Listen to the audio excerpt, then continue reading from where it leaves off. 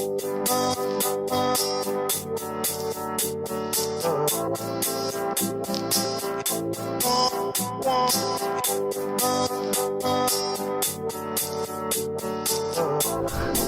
up, everyone? Okay, so if there's a plant that you want to grow, but you kill everything that you've ever touched, this is the plant for you. It's the ZZ plant. Zamioculcas Zamiifolia. Hands down, it's gonna be the easiest houseplant you've ever grown in your entire life. You have to try to kill it. I mean, the only way you're gonna fail is if you just chop it in half and then laugh as it dies. That's the only way you're gonna ever get this thing to die. So stay tuned, we're gonna get into how to grow the unkillable ZZ plant. So first of all, let's get into the appearance. One of the first things you're gonna notice is how shiny these leaves are. So for a long time, this was a popular plant in malls, museums, etc., because it almost looks fake. It looks like a plant that isn't real, and honestly, with how easy it is to care for, it might as well be a fake plant because you practically have to do almost nothing to make sure that this stays alive.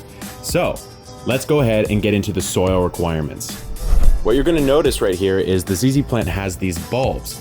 And these bulbs actually hold quite a bit of moisture in them.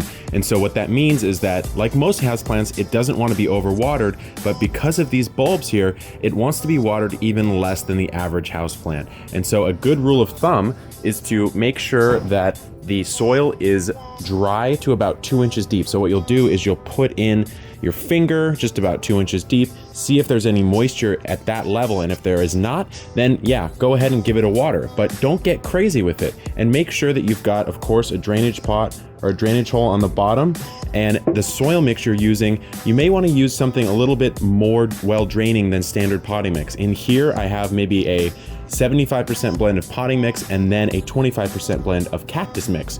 And that's because I'm trying to counteract for the fact that these hold on to so much moisture and the ZZ plant in general doesn't want to be watered too heavily. Now, when we're talking about placement in a room, you want bright indirect light. And what that means is you want it to be 6 to 7 feet away from a windowsill that is getting a good amount of light in the day. And so this is all you want. You do not want it to be, boom, right there on that windowsill, especially if that windowsill is getting a lot of light. The ZZ plant does not like direct light, and the leaves are gonna have a bit of a hard time if you give it that. At the same time though, if you were to place this in an area that got not a lot of light at all, well then you're gonna have an even harder time, as the plant will like to really droop down very far and look a bit sickly if you do that. So don't do that either. Find that happy middle ground where it's not too close to the windowsill, not too far away. All right, one thing I would recommend is the way that you place your plant matters. So as you can see, my plant is curving this way, and that's because up in my room where I keep this plant normally, I have it on a plant stand that's sort of slanted against a wall, and then the plant is placed like this, and the light source is coming in from over here. And so over the last 6-7 months that I've had this plant, it has slowly said, okay, if that's where the light is, that's where I'm gonna grow. And one thing you can do is slowly rotate it over the course of months, maybe every 4th, 5th time you water, turn it 25%, right? And then turn it 25%, turn it again. Eventually you're gonna get a nice straight growing one. And if you kind of don't have a point source and you have a top down source, well then you really don't need to worry about this. Your plant's gonna grow straight up and it won't be a problem at all. Another beautiful thing about the ZZ plant is that it really doesn't have any pest or disease problems. So I don't know about you, I have a bird's nest fern right now that has been suffering from some scale. The ZZ plant doesn't really have that problem. Sure, you might get the random scale here and there. Hit it with some neem oil, you will have no problems at all. But in general, I'm not sure what it is within the plant itself, but it's just not an attractive houseplant for pests. The classic aphids, whiteflies, etc. don't really affect it. And then disease-wise as well, the only problem you're gonna run into, as I block my face with this, kind of like in the ZZ jungle here, the only problem you're gonna run into is the fact that if you overwater, so if you soak this completely and it's not well draining and maybe the soil itself has maybe some peat moss or some coconut coir, it holds too much moisture, well then yeah, these little bulbs and the roots themselves are going to be prone to root rot and the various fungal pathogens that come along with that. So just don't overwater. Disease and pest wise, not a whole lot to worry about here.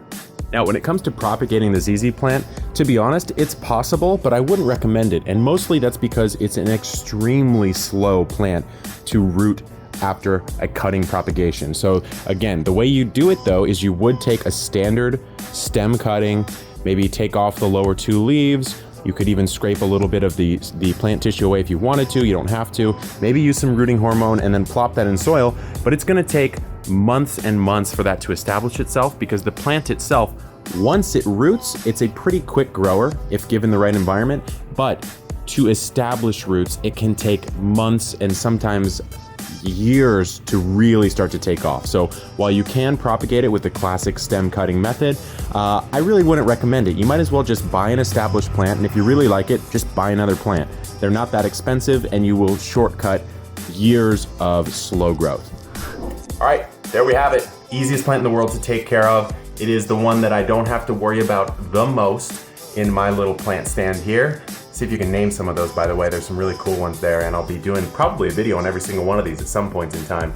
So thanks so much for everyone who is commenting on these videos. I really appreciate it. Just letting me know what you want to hear more about. Hydroponics, houseplants, succulents. I'm trying to do enough of all of them so that everyone's interested, but not so many of one type in a row that people are like, come on, get to the microgreens or get to the hydroponics or whatever. So coming up shortly, there's gonna be some more hydroponic stuff. There's gonna be some planting guides for some vegetables, because I'm doing a lot more of that. And then there's gonna be a pretty big video that's gonna take me some time, because I'm doing an entire front yard restoration on my friend's terraced yard. So we're gonna do succulents, we're gonna do edibles, and then we're gonna do a bank of wildflowers as well. It's gonna look super cool. And it's kind of like the Holy Trinity, because you've got the natural California wildflowers on one side. They're gonna be pollinating this whole area. And then you've got the succulents for nice xeriscaping, low water usage. And then you've got some edibles to actually get some food production out of the system. So it's gonna be cool. Stay tuned. If you wanna see that type of stuff, whatever you wanna see, drop a comment below, like, subscribe. That's the only way you're gonna get to know when these new videos come out. And if you really, really wanna know, if you wanna go hardcore mode on me, then there's a bell button that you can click somewhere down there. You just click boop, and it'll actually give you a little browser notification. But you know, I don't expect everyone to do that. I only do that for my absolute favorite channel. So if that's this channel for you, then I would sincerely appreciate it. But until next time, good luck in the garden. Grow that ZZ plant, grow it. It's easy. And I'll see you in the next video. Later.